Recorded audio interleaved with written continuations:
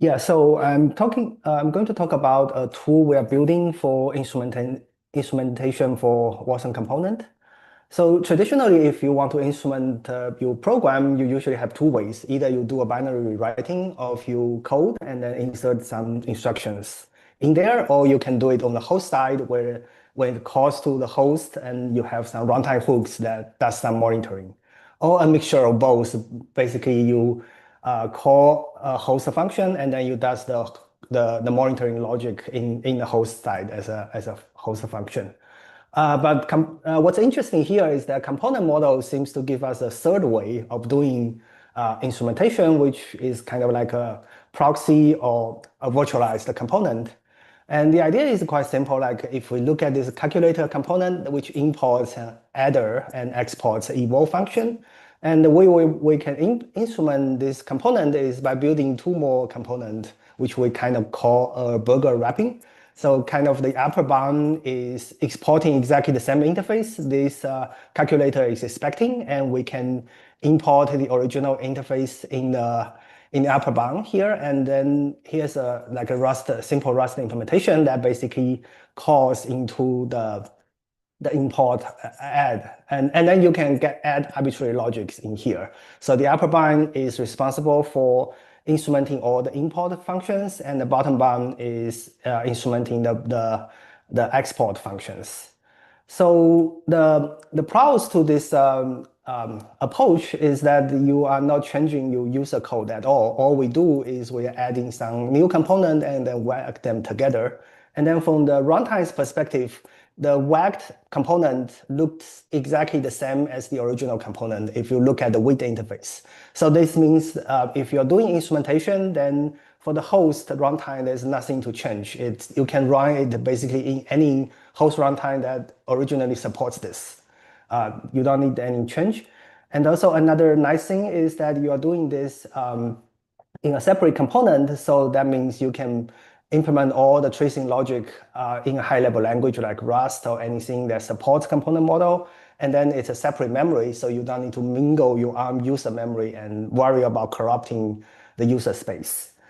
And also, since we are tracing at the component level, so everything can be expressed in weight, like you even using the wave syntax to do some logging, and it's quite human readable and even human writable. So imagine that you can even write some test cases using weight and then interact with this instrumented component. And another benefit is that if you're doing this on the host side, then we are kind of fixing the APIs that we can trace. Only the host calls get traced. But if you're doing this on the guest side, then we are only going to trace APIs that matters to this particular user. Maybe we are having some other wrappings around this component that it's private and we don't want to expose those communications, and we can do it on the guest side. And then the cons to this approach is one is we are doing this on the weight level, so you can't really instrument things at the instruction level. But on the other hand, it's just a complementary approach. You can still do the binary rewriting as you do before. If you want to instrument at the instruction level, this just provides a new way of doing instrumentation or more lightweight instrumentation if all you care is at the component boundary. And you can do this all today by writing new component by hand and then whack them together without needing a tool. But the problem is that you have to implement all these interfaces yourself. And if you're doing some big WIT file like a WASI interface, then there's a lot of code to write. And especially if you have resources, and then that basically needs to replicate this resource from the host side resource table into the guest side resource table. So there's a lot of the stubbing code you need to write, which is exactly why we're building a tool to make it transparent and automatic. So all you need to do is to provide me the Wasm file, and then we can generate all this component for you and then whack it together. So now I'm going to give a demo.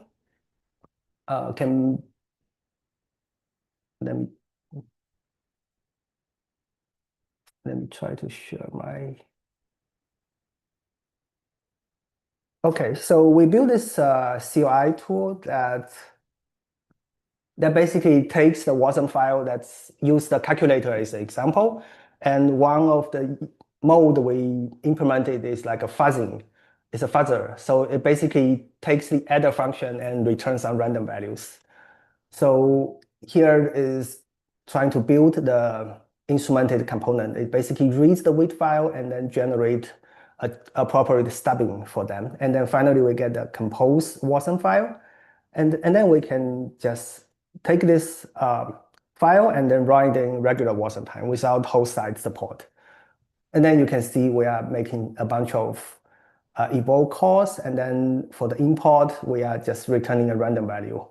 So at least you can run this in a platform using fuzzing.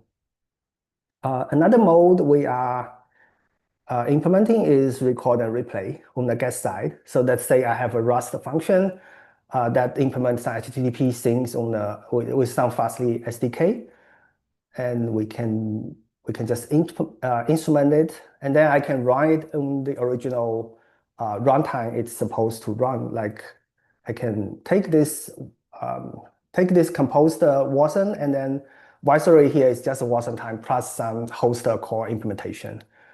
So I get up a HTTP server and then I do a curl. So I get a website as before. And then I also, in addition to that, I get a trace of the whole host calls the system is making. Like I'm taking some handle and then like a request handle and pullable handle and then do something about it. Everything is recorded here. And then with this trace, I can take the same binary, but instrument it as a replay mode.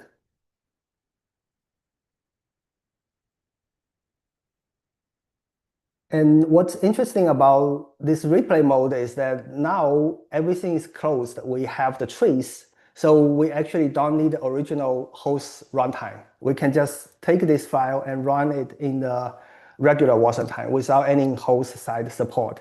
And we are supplying this trace to do the reply. So we can see everything gets replicated without the host side support. And since this is using Wave as a syntax, so it's very human readable and even writable. Like I can take this random bytes and then change the trace a little bit. Maybe just changing a number here. And then I can do another replay, and this should go through because my code doesn't really depends on the random bytes that's going to be implemented here. But instead, if I'm adding a new number, then that should fail. So then I get a crash because I'm asking for 16, but you are returning a 17 number here. So let me get this back.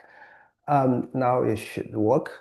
And then another interesting thing is with this trace, I don't need to replay exactly the same binary even. I can go back and change my original code and then add something to it. As long as the trace stays the same, I can do the replay on a new binary. So in this debug binary, I add a new print function in there so that I can do more debugging. And also that print function is whitelisted. Even though it's in the replay mode, I don't do the replay for that particular print. So let's see how this looks.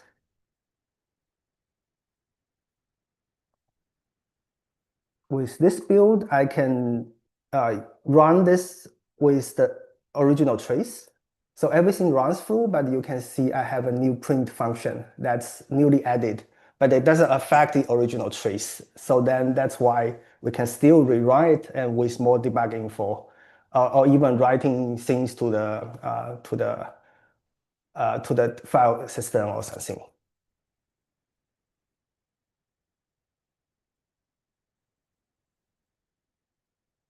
Okay, so then, yeah, the tool is available in this link, and we are planning to add more use cases like access control or even building some adapters. Like if you have two WIT files, then we can figure out how do you adapt from one WIT interface to another?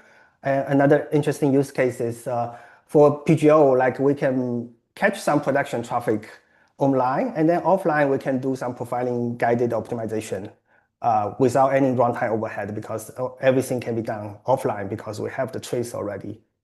And also a lot of features like in the upcoming component model release will help this tool. So one thing that's kind of interesting is that this tool basically is kind of changing with bindgen by adding more stub implementations, but we didn't do it in a with bindgen code base directly. Instead, what we do is we take the result of the with bindgen, like a binding.is file, and we take a look at the Rust generated Rust file to figure out what needs to be implemented. And then we are purely doing this on the Rust side. So this has pros and cons. One of the things we are not doing this in WebBindgen is that this is kind of a special case of code generation. It's not a generic binding generation per se. So ideally, if you have a plugin system for WebBindgen, then maybe we can do it there. But by doing this on the Rust side, it gives us more flexibility that we can do whatever we want. We can add more logics in here. And then we also didn't lose any information. Basically, by looking at the binding.is, we can recover the original WIT types. Like every WIT Rust type definition there corresponds back one-to-one to the original WIT type. The only thing that's missing is the uppercase or lowercase ID that gets transformed, but that's just for documentation purpose. That's kind of the trade-off we are happy to get out here. And then also like another thing is that since we have instrumentation, then it happens sometimes that we need to import two exactly same interface, but for different purposes. One is virtualized and the other is not virtualized. And currently we can express this in WAIT. So what we do here in the tooling is we rename these interfaces to have different names. But ideally, if we allow duplicate imports, then they will simplify the process here. And similarly for optional imports that will help the WAG to like writing library code. Then sometimes imports is there, sometimes it's not, depending on the user. With like the actual code. So this will also help. Yeah, so like happy to take any questions here. And then if people are interested in trying out or collaborate, I'm happy to take questions from here. Yeah, this is absolutely amazing. Especially like, the ideas of doing these proxy-like components, have been like floating around, but to see them all together in one super awesome CLI is incredible. And like, I want to use that fuzz mode. I thought it was pretty crazy. But yes, if people have questions, please throw them in the Zulip, and we'll answer those async.